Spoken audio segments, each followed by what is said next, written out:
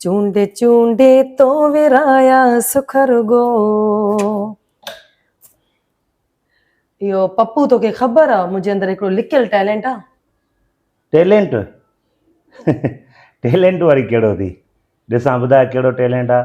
इहो त ख़बर आहे तूं गाईंदी आहे, तुंहिंजो आवाज़ बि सुठो आहे। टैलेंट मुंहिंजे अंदरि नंढपण खां एॾो लिकियल टैलेंट आहे, मां पंहिंजे स्कूल में सहेलियुनि खे ॾियारींदी हुअसि हिन टैलेंट सां।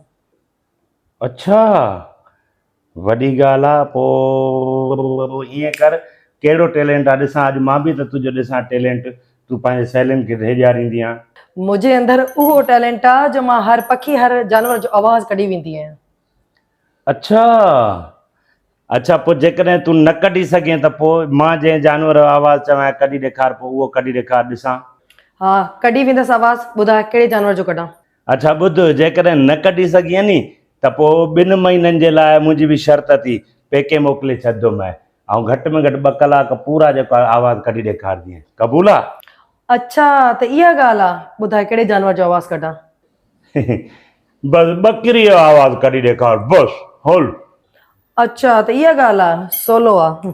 मां हिते अच न, हाणे ॻाल्हि ॿुध। इहो ई आवाज़ 2 कलाक कंटिन्यू कढजांइ। जेकॾहिं न कढी सघीं हा नी त पोइ वञी इहे थेला बेला ॿधी ॻोठ वञ। ठीकु आहे? हाणे ॿुध। हल ठीकु आहे, मां इहो आवाज़ कढंदसि। मां ये जेके मशीन में कपिड़ा पिया आहिनि, भला इहे केरु धोईंदो?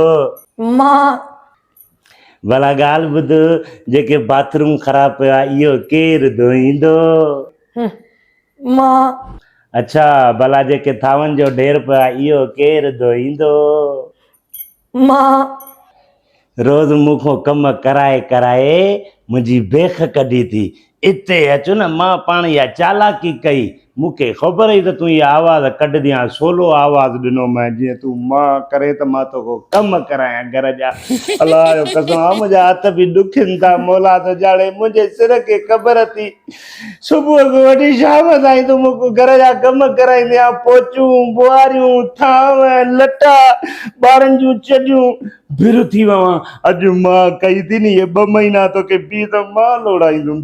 बीह। हाणे चङो, ॻाल्हि ॿुध। आख़िरी दफ़ो ॿुधाए, जेके मुंहिंजा पैसा खुटा आहिनि इहे मूंखे केरु ॾींदो? मां